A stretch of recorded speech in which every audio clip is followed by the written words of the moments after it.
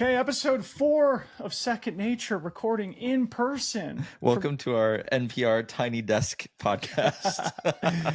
What is this, Super Rider World Headquarters here? This is the world headquarters, world's smallest desk, but we're making it work. It's fine. Aaron Lutzi's basement, man. Luxurious. And we are stuffed into the corner of a room in your basement. And I appreciate the hospitality. It's good to see you in person, buddy. Likewise, man. Welcome to Oregon. Should we talk about why I'm in town? Yes, absolutely. So over the last 2 days, I've driven north from San Francisco here to Portland, a drive I've made a million times. And I love that push. It's like kind of just long enough to do it in a single push, but I broke it up into 2, stopping in Ashland, Oregon on Saturday night. So a couple 5-hour days in the vehicle to catch up on all the podcasts. And here we are back in the Pacific Northwest. We've got our Gorge Waterfalls trail running event this weekend, which is why I'm back in the hood. And it's great to see you. Likewise. Yeah. Likewise. Welcome to Oregon. I hope you brought decent weather. Yeah.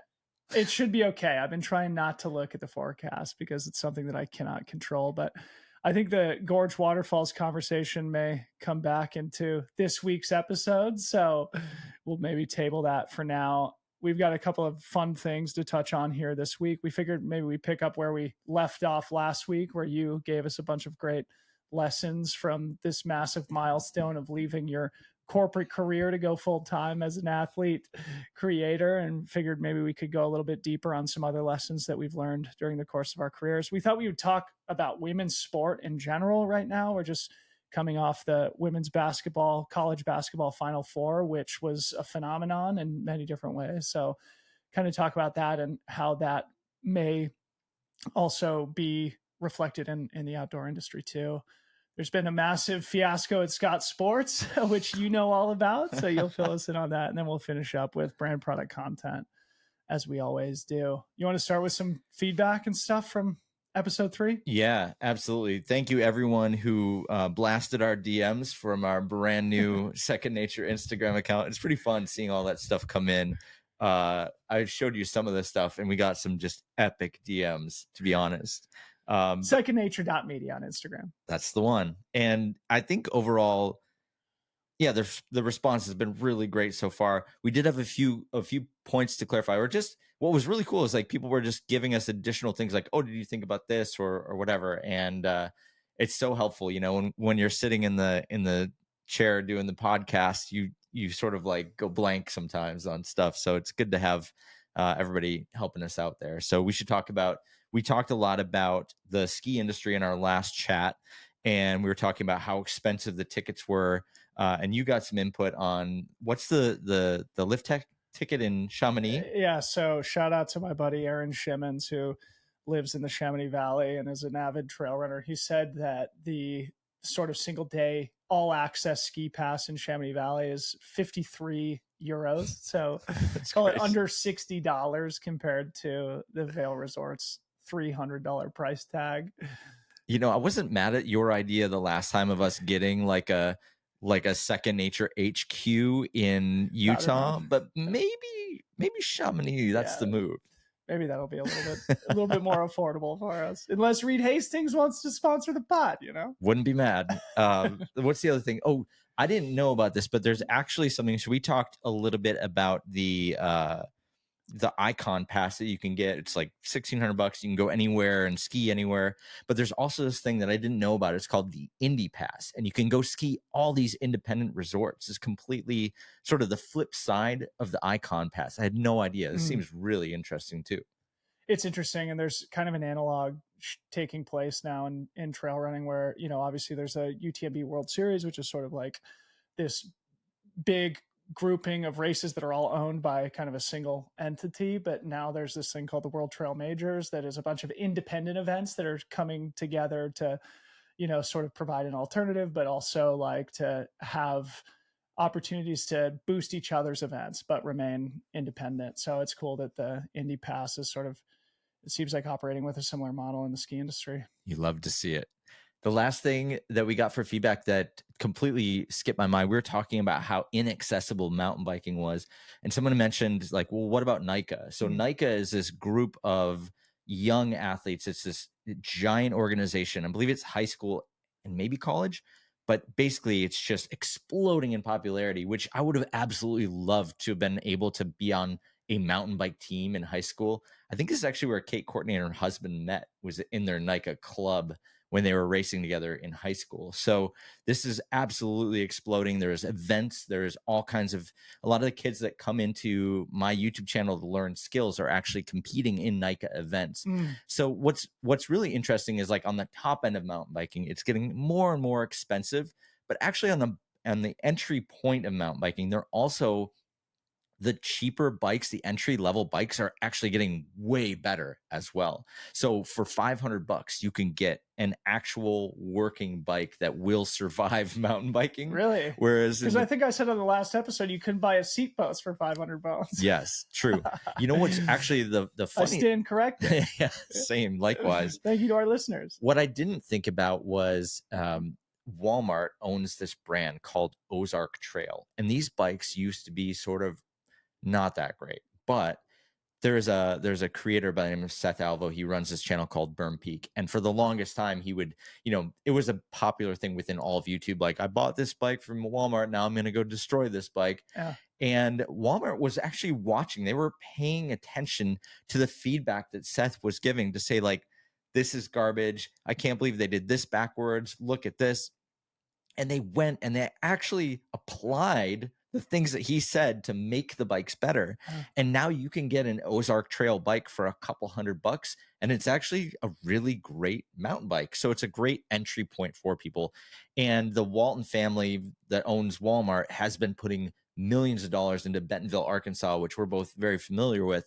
And as a part of that, they're not just investing in mountain bike trails, but they're actually investing in brands to, make the entry level of mountain bike a lot easier and more accessible, so more people can go to Bentonville and ride bikes. This is a total tangent. We weren't planning to talk about it, but I think the Walton story as it pertains to mountain biking is really fascinating and something that we could spend an entire episode dissecting. But in addition to this Ozark Trail brand, which I've never heard of, they own Rafa, which I'm sure most of our audience is familiar with, is sort of like a higher end premium cycling apparel and community brand. And they also own Allied, which our friend Payson McKelvin represents. That's right. Which is also a premium American made cycling brand.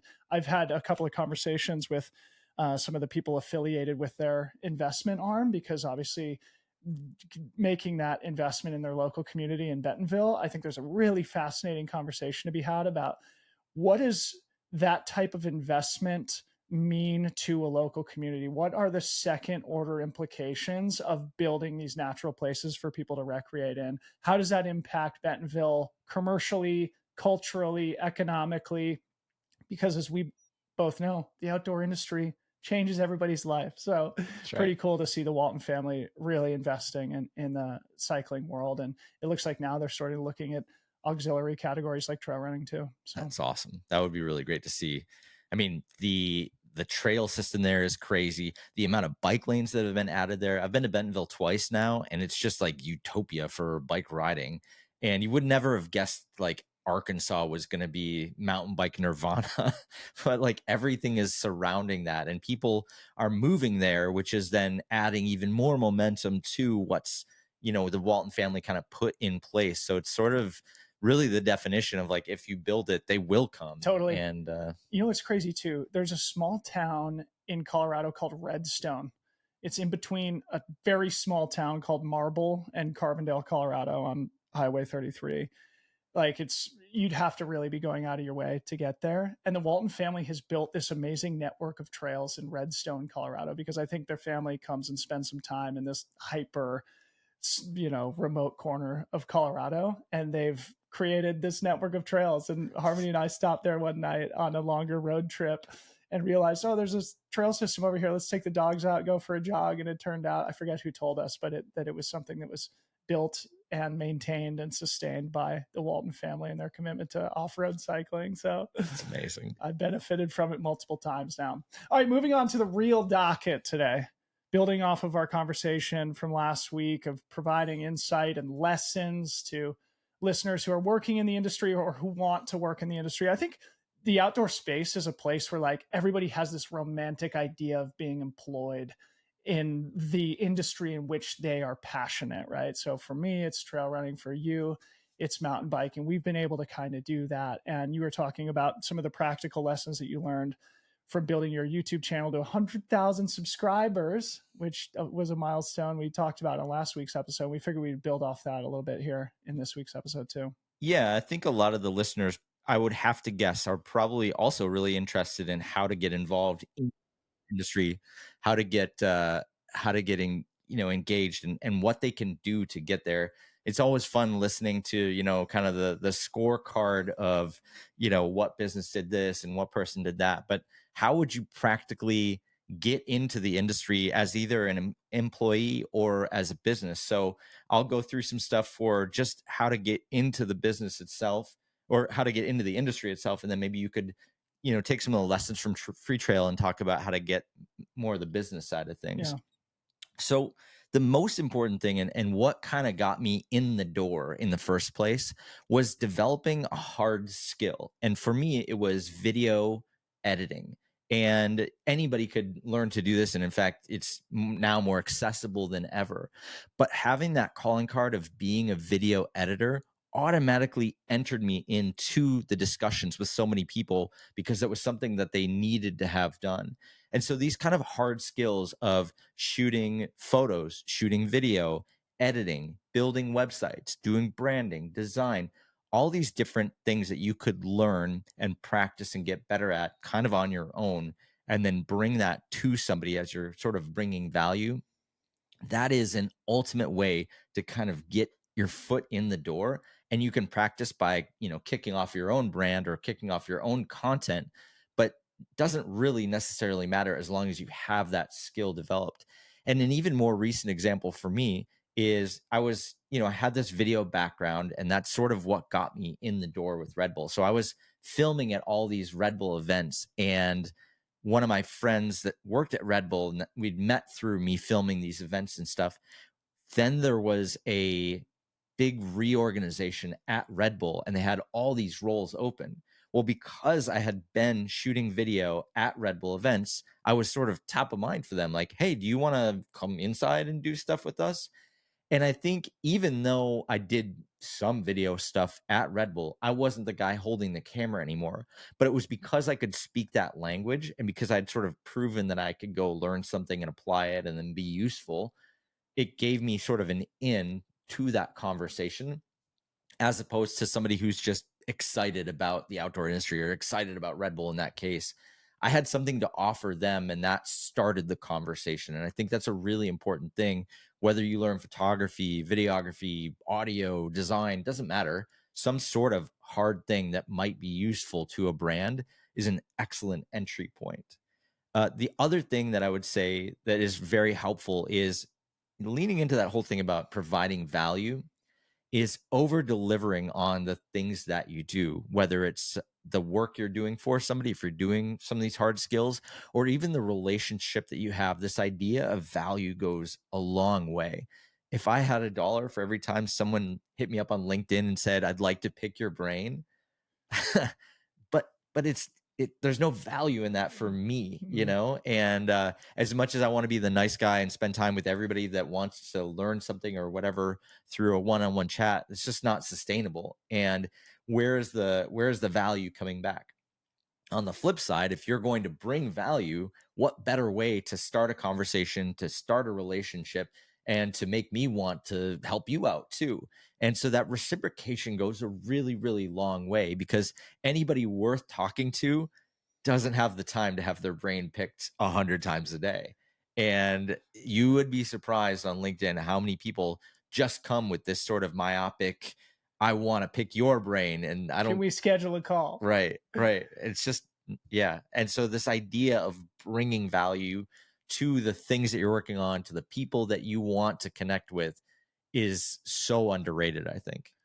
So what you're saying is, in addition to developing a hard skill, relationships are a critical Absolutely. component. What you're reminding me of, so if your hard skill was video editing, my hard skill was at being an athlete, right? And I was building my career as a runner, as an endurance athlete. But the relationships component is so important. And you know this, but we may as well talk about it publicly here.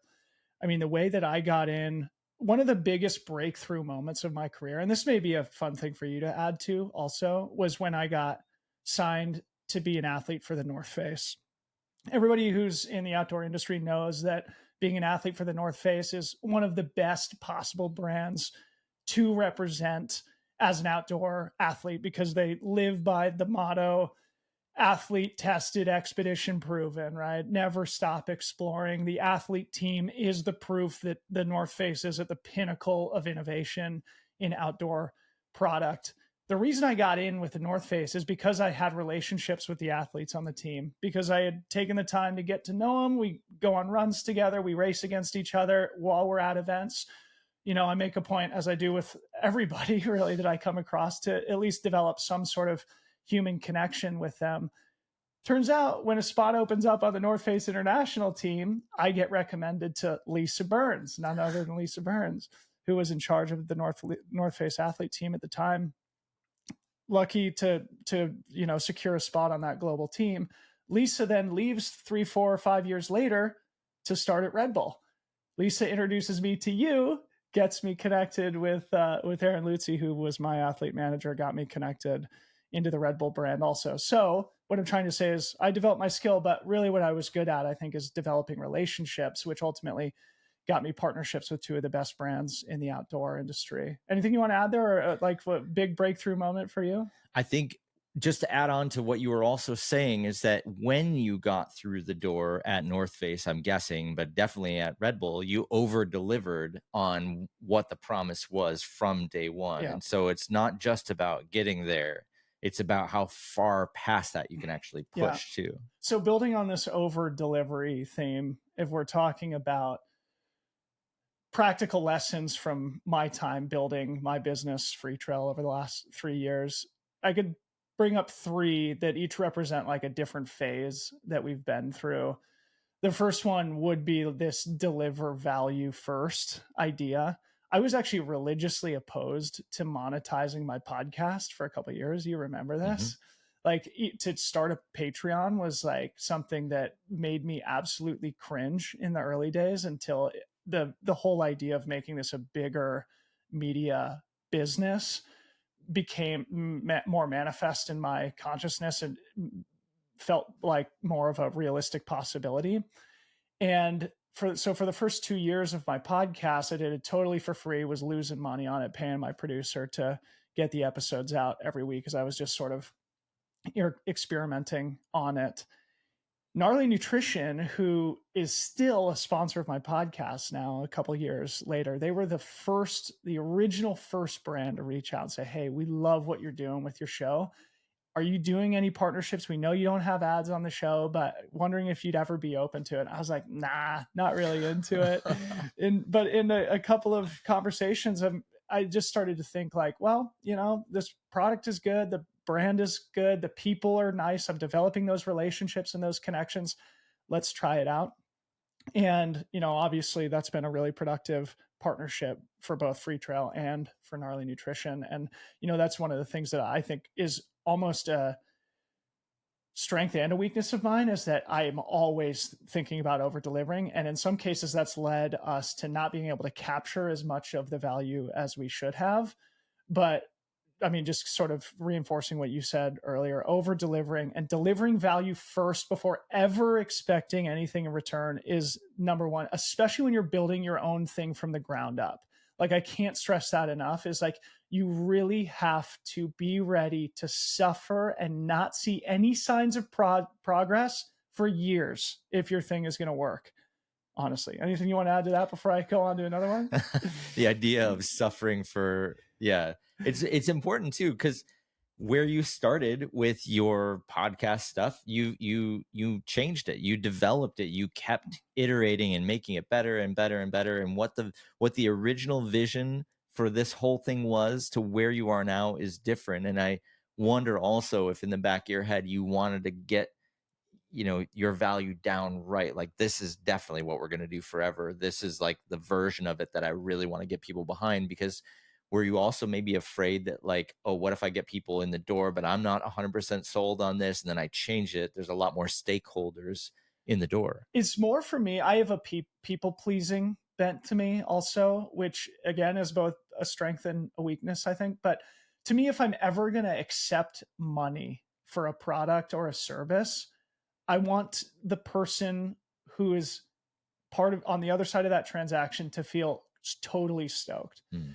And for me, that causes a little bit of internal tension and sometimes fear, to the point where I always think really long term of like, okay, let's just secure the deal, whatever it takes. It doesn't matter if we're being completely underpaid. The business model will eventually catch up. We'll develop a long term partnership with these people, and eventually it'll be right and fair. And that has been something that I'll probably come around to talking about here in a second, that has changed recently for us and for the better.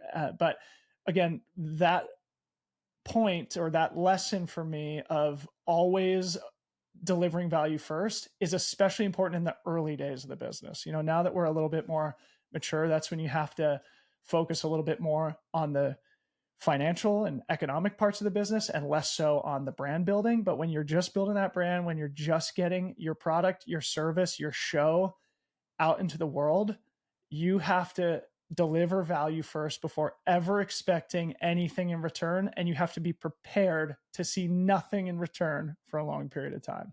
Sweet. And as long as you have the instinct, and that would maybe be another lesson, is listen to the instinct and the belief, because there have been a couple of years where there has been no reason to keep going except for just a subtle instinct of like, free trial deserves to exist. We're going to figure this out. Keep going. And maybe that's a good transition to the sort of phase 2 idea, which for me was to do things that don't scale. So if we're going from the pure bootstrap startup mode and establishing a brand into like, okay, we're a little ways down the road, maybe a year or two into the project. What does that phase look like? For me, it's like, okay, now it's time to do things that don't scale. And again, this is part of brand building, but what it also does is develops a community, right? And it creates something that people feel a connection to.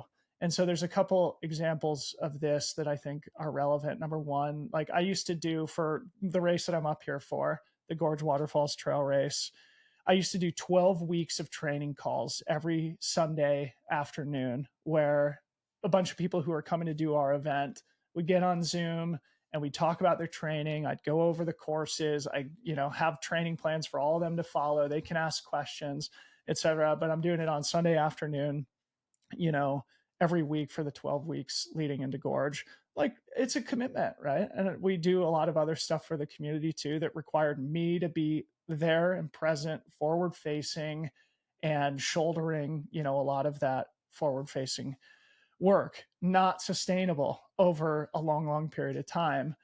Also, like building off what I was just saying, I just started paying myself for the first time January of 2024. And we started this thing January of 2021, basically. The podcast is about a year older. 2021 is sort of at least the symbolic starting point for me. I dumped the majority of my life savings into the business. And again, had years where it felt like that was the dumbest possible decision I could, make. But with that subtle instinct and knowing that, no, this is still going to be worth it. Finally, the first sign of progress when I started paying myself January 1st of 2024. That's again an example of something that just doesn't scale, right? You can't keep doing that forever. But in the beginning, especially when you're bootstrapping a startup and you're using your own life savings to do it, you don't have outside investors. Again, it's just an important thing to be realistic about, is you will have days, months, maybe even years where you just have nothing to rely on but faith. And that's something that doesn't scale, and you have to be willing to do that. And eventually, if that instinct is accurate, you'll end up having a little room to exhale, which we're just starting to enjoy now. That's wild, but it makes total sense. I mean, I think two things really stood out to me there was, you hear a lot of founders talking about interviewing their first customers, like going deep on the data and trying to get as much input and feedback and face time as you possibly could. And that seems like exactly what you were doing there. probably, yeah, you were talking to them about training, but you were likely getting a lot of kind of ancillary information as well, and just building more rapport with the community, getting that, because it's so hard when you're on a podcast or you're doing video projects or whatever. People, you don't get that one-to-one type of thing that you would during maybe like a training call Mhm. or something like that. So there's a lot of, information exchange that happens on those kind of calls. It was probably totally worth it for 12 weeks just to get immediate feedback on maybe not just the podcast, but like, how is the training going? How is your excitement for this event? What are the things that you're expecting from this event? Maybe you had one even after the event. I don't know, but getting as much information as you possibly can that you would then, even subconsciously add back into where you're headed. Yeah, yeah. And so just to round out the story, basically now we've got our own coaching business under the Free Trail umbrella. And so now one of our other coaches manages the training calls for Gorge Waterfalls and eventually for the Big Alta and the other events that we may or may not do down the line. But, as you know, and if we're speaking directly to creators, especially as you're building your audience and you're building your community, those one-on-one relationships are really critical. And the only way to build them is to invest in them. And so that's what I certainly did with Free Trail in the first couple of years. But eventually, as the audience grows, as the community grows, it doesn't scale. Like I can't physically do all that stuff and focus on the most important aspects of my role in our business. So here's another good example that actually leads into my final point, which is to fire yourself from everything you possibly can when it makes sense. So with our community, Free Trail Pro, Harmony has sort of been in my wife is my business, one of my business partners, and who manages our community practically day to day. She does welcome calls for every single person who joins Free Trail Pro. Whoa. But which is again something where you think like, oh, that can't possibly scale. But it's really important, right? Because it gives us a one-on-one touch point with each person who makes a commitment to support our business. And obviously with that support we want to over deliver a commensurate amount of value back to those individuals. But getting to know them, understanding why did you join, what are you looking to get out of this, what could we do better, where did you find us, so that we can kind of reinvest in those channels. I don't know. There's an interesting balance that you have to strike there about doing those things that at least on the surface feel like they don't scale, but that are super duper important. But also importantly, I don't do it. Harmony does it, and that's part of her very important roles and responsibilities in our business. So I can keep going on the firing yourself concept unless you want to add anything. I was only going to say previous, even on your previous topic, thinking about that, uh, the infinite game that you and I always love talking about. Yeah, you couldn't be doing X, Y, and Z, and be profitable and be able to have, even a second of free time or whatever. But it's interesting how you've sort of iterated your way out of that, where you did the hard stuff, you did all the things that you possibly could to have the maximum touch points.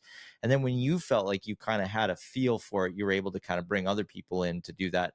But it's not like you're not getting input from Harmony on those conversations. Mhm. So it's not like you stopped doing intake calls. It's not like you stopped doing coaching.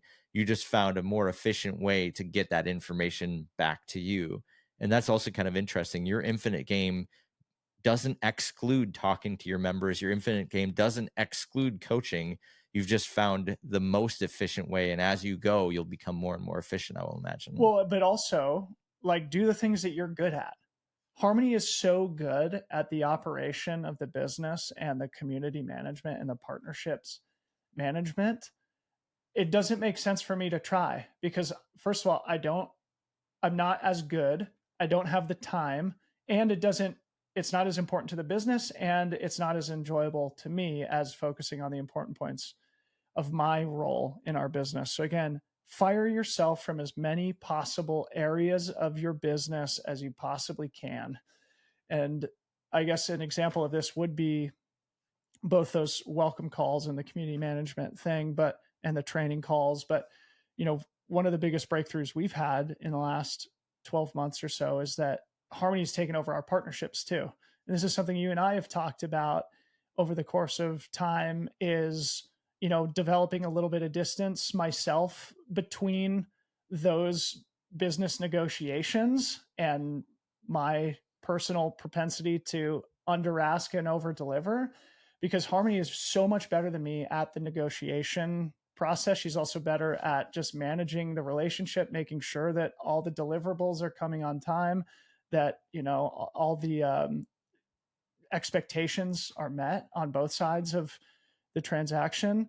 And so now, like, really my focus for 2024 is to continue firing myself from these different roles within our business. So I'm really trying to, like, not get on hardly any calls, any meetings unless I'm really needed, and focus on the content creation that really is the driving force of the entire business, and letting people who are more competent focus on other areas of the business. And this is why we've always talked about how impressed I am with you being a solo creator, developing the channel, and following that you have.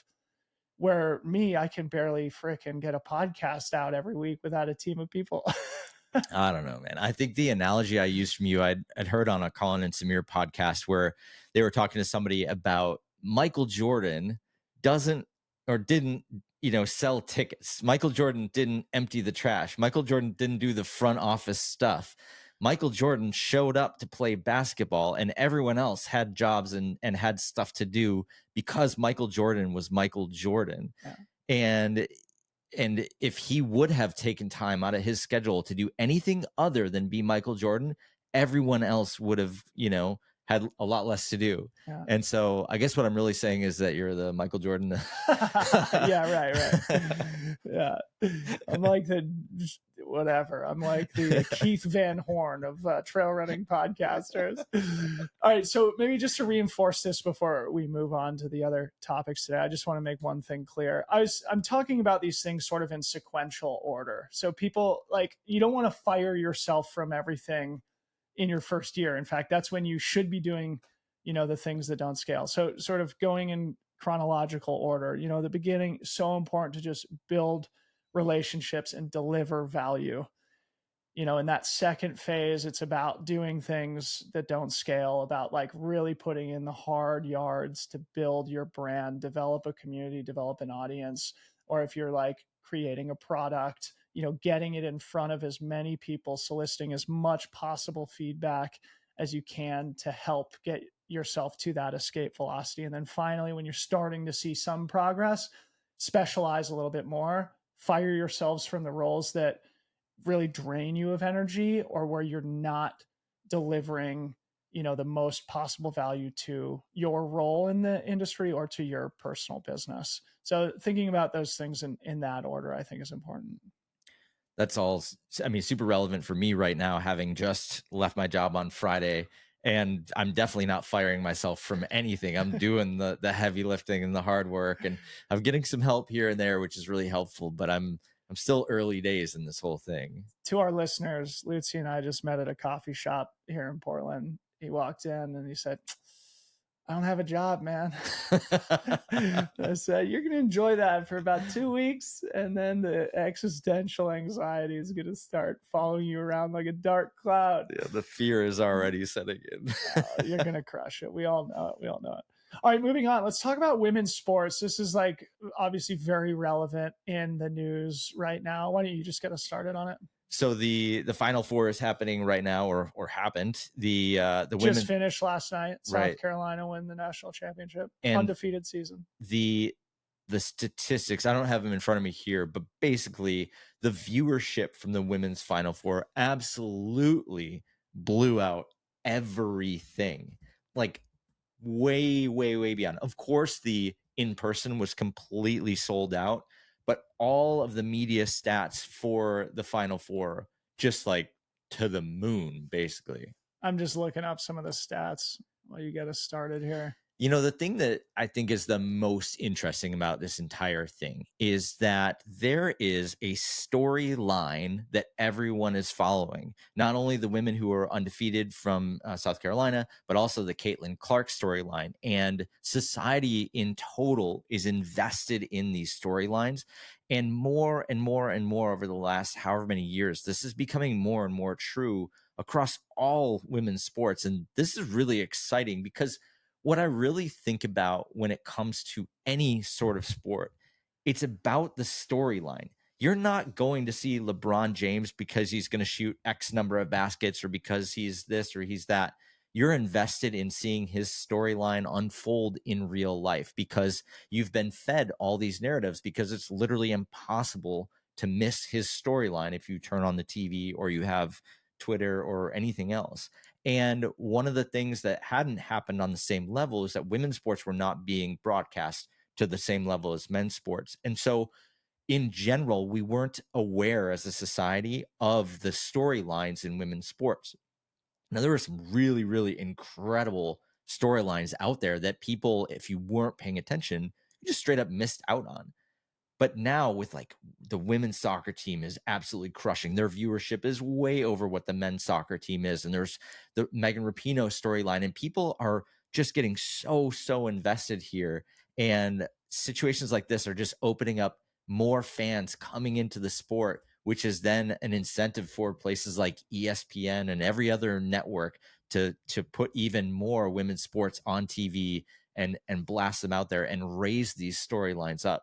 So this win in the Final Four is not just a basketball win. This is going to impact all of women's sports, and the incentives from the business side to put more women into the media output are just going through the roof. And I'm 1,000% here for it. You're right. Human narrative is why sports are compelling. One of the things I've always said, because I'm an avid sports fan, is that I'm not just a fan of sports, more so I'm a fan of athletes. And I think this is something that is becoming more and more apparent in today's day and age, where people follow individuals more than they follow institutions. In other words, there's more people rooting for Caitlin Clark than people rooting for the University of Iowa, if you know what I mean. Mhm. But that's been true since the dawn of time. It's just becoming a little bit more obvious now. So for me, like really the only team in the world that I feel like a personal allegiance to is the Denver Broncos. And otherwise, I just root for individual athletes, but it's because of that human narrative. And that's what makes sports great. I was listening to a podcast on my drive up here yesterday with Sarah Fisher, who's the media reporter at Axios. And she was talking about something that I thought would be fun to toss to you, in that she feels like this current tailwind that we're seeing in women's sport has a lot to do with the fact that women are really good with social media. And in today's digital era, like for example, I saw Caitlin Clark's Instagram story get shared out all over the place last night when she just took a photograph of her jersey and posted it on her Instagram story. I would guess that story got more engagement than, the vast majority of anything that an NFL player would post. In other words, people are following that human narrative, and maybe there's something about, female athletes where they may be better at sharing their personal stories than male athletes are. At least that was sort of the hypothesis that Sarah Fisher had on the podcast that I listened to. That's interesting. Yeah, I mean, there's what a storyline with Caitlin Clark in general. The fact that Nike is putting advertising dollars behind her. Let's not also forget the point that this is really we're getting into this new era of NIL. I mean, imagine Caitlin Clark wouldn't have had a Nike series behind or a campaign behind her a couple years ago. She wouldn't be hopefully reaping the financial benefits of this big spotlight that Nike is putting on her. And so this is sort of the perfect storm of incredible storyline, someone who knows how to use the tools that are available to her from Instagram and all these other things, as well as NIL opening up a huge door. So all these things are kind of coming together for this moment, which I think is a really big deal because yeah, she could do a collab post with Nike, or Nike could reshare that kind of stuff, or all these things are now possible, which is again just adding more fuel to the story and to her personal brand as well. Do you know the media brand The Gist? Mm-mm. Okay, so let me just pull it up.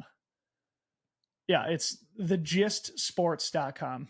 So this is a new media brand that focuses more on traditional sport. Obviously, you and I are focusing more mostly on outdoor, and we'll bring that around back to our industry here in a little bit. But I listened to a podcast with one of the founders of the Gist recently too, and it's an all female founding team that wanted to bring sort of a female voice towards sport coverage. I think it in the beginning they focused only on women's sports. Now, like, I have their website up and they're covering the men's Final Four, but I think from almost like a female perspective. In other words, they're trying to build a media platform for women and women identifying sports fans, Mm. which I think is just like the most obvious, underserved media business ideal that you could possibly come up with, of just like, where is there space in the market or an audience who's currently not being spoken to. Obviously, this was a great opportunity and I think an interesting business to sort of monitor, and something that I've certainly been personally inspired by as I think about my business with Free Trail, of like, what are the stories that we want to tell? Who are the people that we want to reach who are not currently seeing the content or listening or reading the stories that they want to be right now?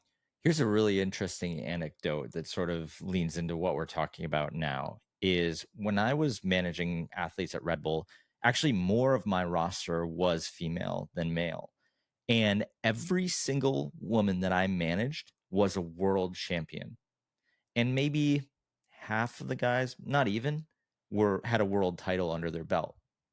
And the level of result that you needed to have to be a female athlete who is sponsored, who has media being created about them, is so insanely high, or was at that time, where you almost had to be a world champion to get sponsors, where a lot of guys were just, I'm not sure how to say it in the right way, but you didn't need to be a world champion. Mm. You could have been on the way up, or it could have been like, we're going to take a flyer on this guy because he's kind of got cool style or whatever. And that it was not the same. And what I think where I'm kind of driving at with this whole storyline thing is that I would love to see it where we don't only focus in on the champions. Like, Mm. oh, well, yeah, of course we care about Caitlin Clark because she has won all this stuff and she's one of the best players, blah, blah, blah. There are hundreds of other women that play basketball at a really, really high level that have interesting stories that should also be highlighted. And so the development that I want to see now that Caitlin and everyone else has kind of kicked down the door, I want to learn the other storylines. What else should I be excited about? What else is out there? Who else is doing interesting stuff that deserves a spotlight? And that for me is what I hope is kind of the future of women's sports.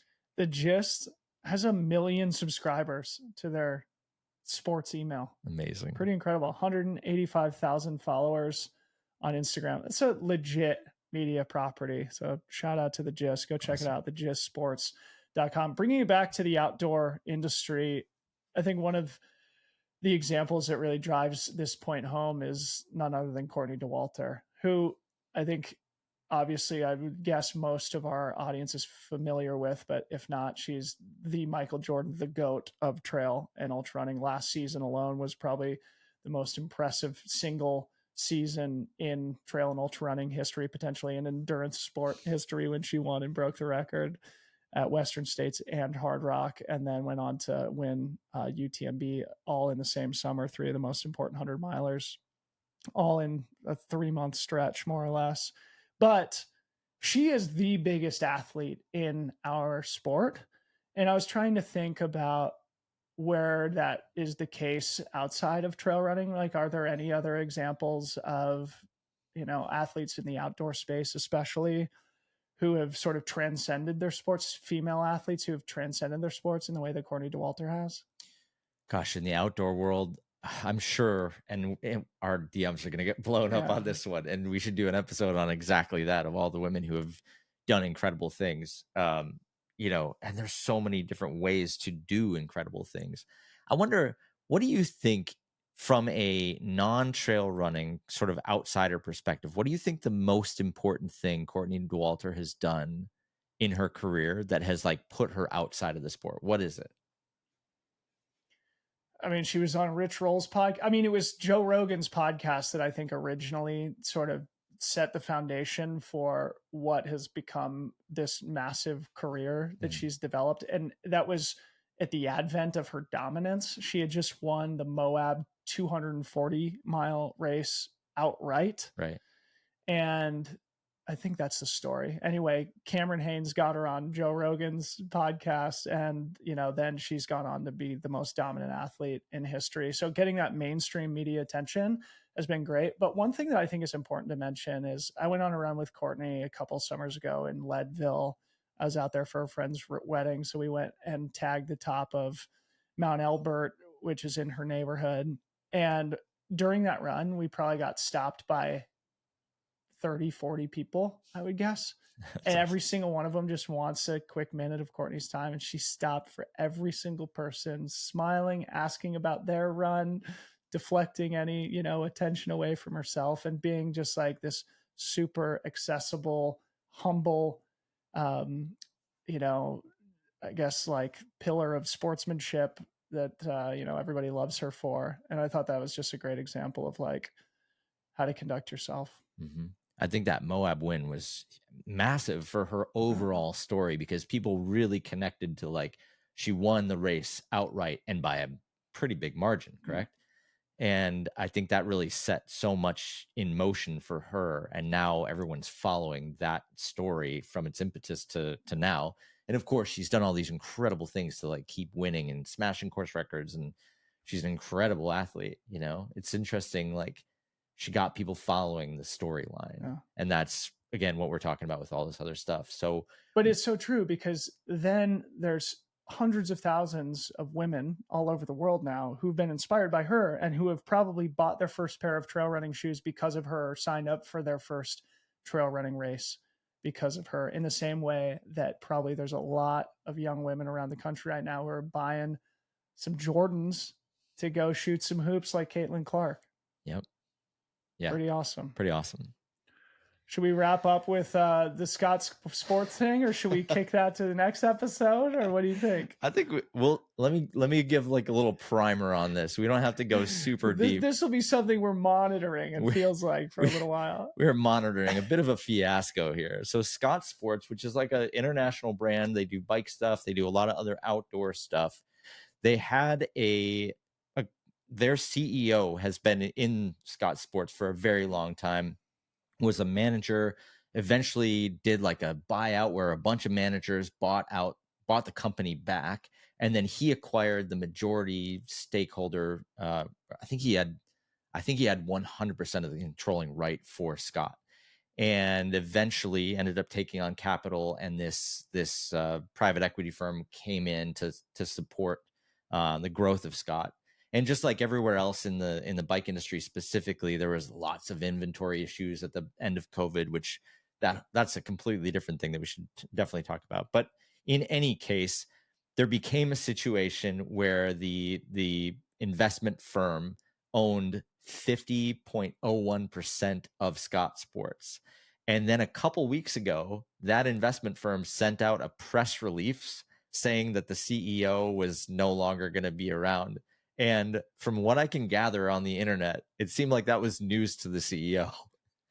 And so there was actually police were called to the office recently, and seems like there's a lot of quote unquote misunderstandings. And the CEO said that that press release was used to destabilize the company, and there's a lot of stuff that's going on here, and no one seems to really know what's up.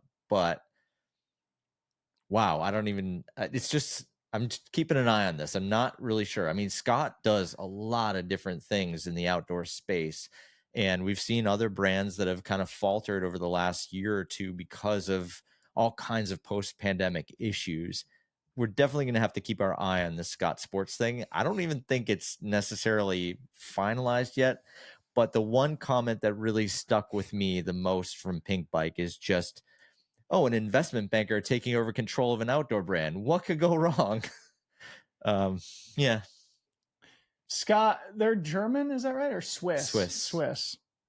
I'm just pulling up their website here because, this is one of those brands who I would guess most people would recognize, like the name and the logo and stuff, but that you don't hear a lot. But they have exposure to a lot of different markets. Just on their website, they list bike, winter sports, running, and motorsport.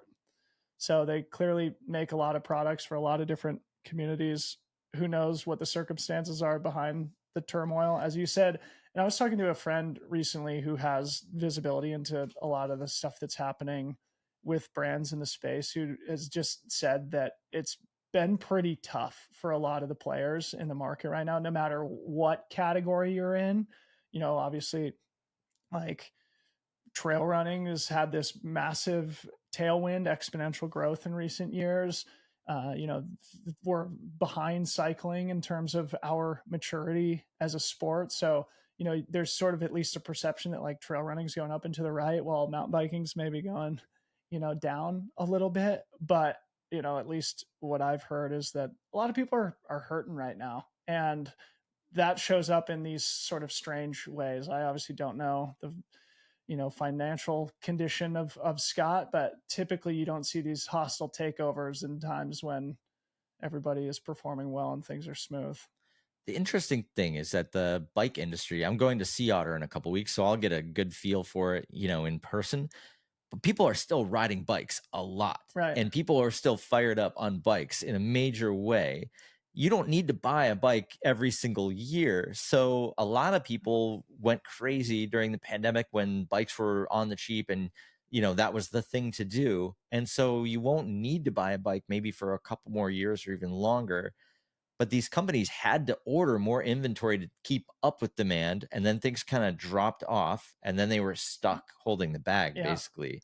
And so that's where it got difficult for a lot of people. They thought that the trend was going to continue, and they were trying to meet demand as it was just going crazy, and then it kind of softened up. But then these guys had just warehouses full of So stuff. that was the question that I asked my friend, is like, well, is this more of just like a reversion to the mean where we're just back at what would be a normal healthy growth rate from 2019?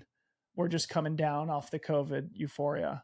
And what he said was that it's still not a super healthy compound annual growth rate across a lot of these different sectors, where it could be that, certain industries or certain brands are really experiencing some contracting right now. One of the other things that he mentioned is just like, and the way that this is maybe showing up is that there hasn't been a lot of innovation in product because all these brands are stuck with dead inventory. They can't reinvest into R&D to create the next great product.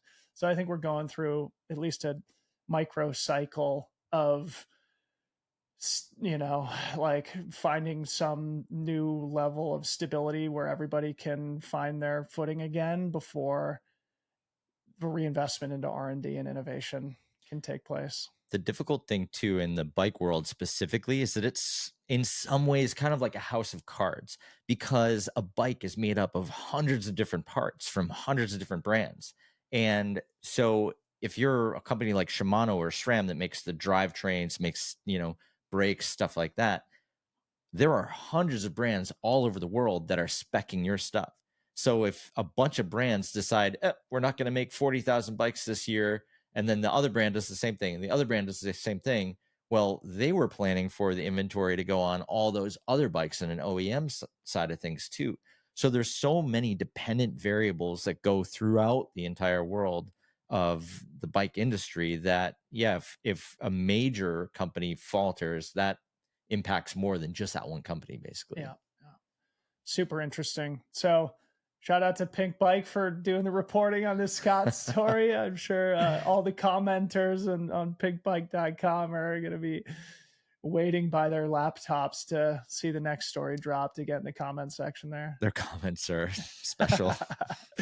That's like kind of what they're known for, isn't it? Pink Yeah, bike. so the guy who's the current or previous CEO of Scott, his name is Beat Zog, and the spiciest comment was he zigged when he should have zogged.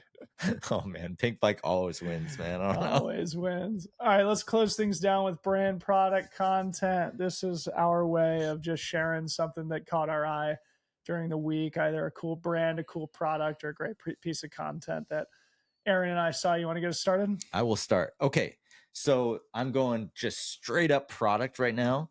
This is if you're watching this on YouTube, you'll be able to see it, but we'll link it in the newsletter as well. This is the DJI Pocket. I think this is the Pocket 2. There's a Pocket 3 out now, I think. In any case, this little guy right here has got a little gimbal on it. This thing fits in your pocket. And this is a 4K camera with a better sensor than a GoPro. So going back to what I was talking about earlier in the episode about getting a hard skill like video production, video editing, you can do so much with just this little piece of equipment here. You could film anything. I mean, actually, this would be pretty good for running. If Dude, you know what's so funny is at the top of your staircase coming down into the basement, there's an old photo of Aaron shooting a mountain bike video with like a super old school camcorder, right, where you basically need like 3 hands to operate it. And look at this thing. This would have done the same thing. That's actually What year was that photo taken? Maybe like 2010 or 11. Okay, so that's not even that long ago. Yeah, that's Eric Porter on the wall too. And the lens on my camera is called a death lens. So death lens was super popular in skateboarding. If you ever saw like the really rounded kind of fisheye, that's called a death lens because you're so close to the action that you pretty much die if anything goes wrong. And so that one, Porter's doing a wall ride. That's in Malaga, Spain. And I was right next to him the whole way shooting that one. But yeah, it's amazing. Like technology has come so far that this little thing that fits in my pocket shoots 4K quality, has a gimbal in it. So it's super, super smooth. And the best thing about that, aside from the fact that I can fit it in my pocket, is that I could hand it to even my kids, be like, film this. Yeah. And because it's on a gimbal, it's super smooth footage and everything else.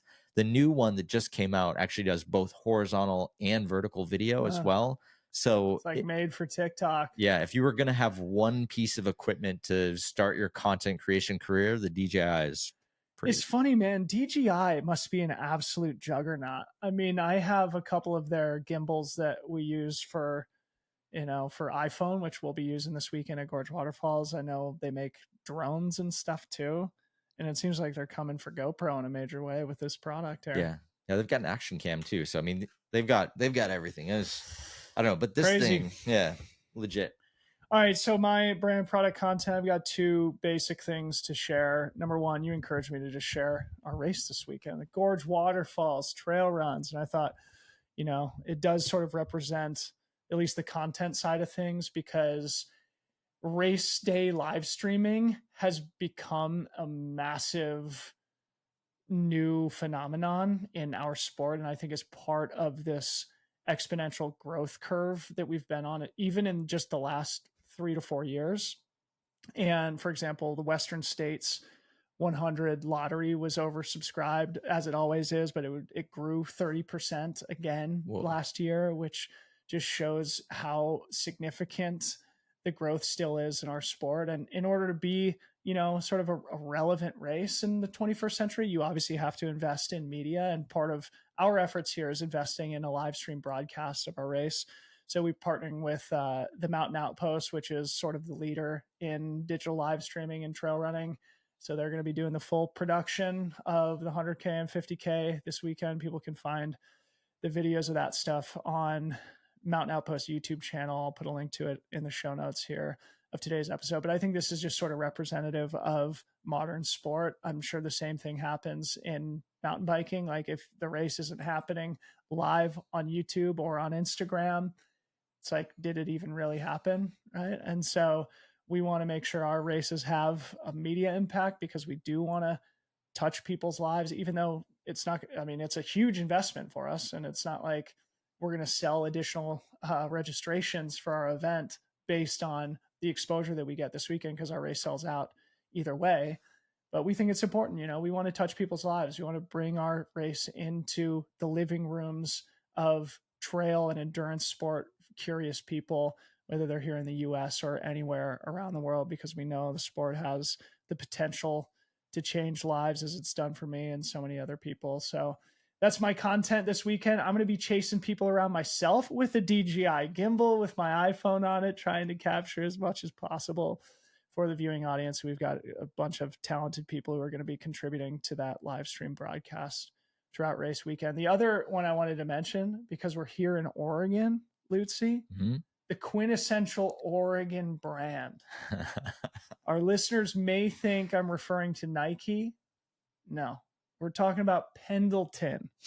Pendleton woolen goods. You got to check them out. If you don't know, pendleton-usa.com. I'll put a link in the show notes here. They make sweet sort of wool flannel shirts like the one I'm holding up here on our YouTube. They make blankets, make all sorts of awesome apparel products that are sort of at the intersection of like granola, luxury, fashion, outdoor. Pendleton makes great product, and it's actually a really cool little town out in Central Oregon. It's deep. That's deep. They did a Nike collab actually at one point for the SB. It makes perfect sense. I have a yoga mat that's got the classic Pendleton that's sick patterns on it. I forget who they did that collab with, but cool brand, Pendleton. There we go. That's it. Episode 4. Look, we hit an hour like every single time. We're getting good at this. All right, that's it. Recording in person for the first time. Thank you everybody for tuning in to another episode 4 of Second Nature. Make sure you check out the show notes for links to everything that we talked about. Make sure you go to secondnature.media, sign up for that newsletter. It hits your inbox every Friday morning. Subscribe to our YouTube channel. We'll put a link to that in the show notes. Also, follow us on Instagram, secondnature.media. Send us DMs. If you have insight into the stuff that we're talking about. Like I said, we got corrected by a couple of people last week, so feel free to throw any relevant info into our message box too. Just be nice. Yeah, just be nice. We're doing our best. Aaron Lutzy, episode 4. That's it. That's all. See you guys next week.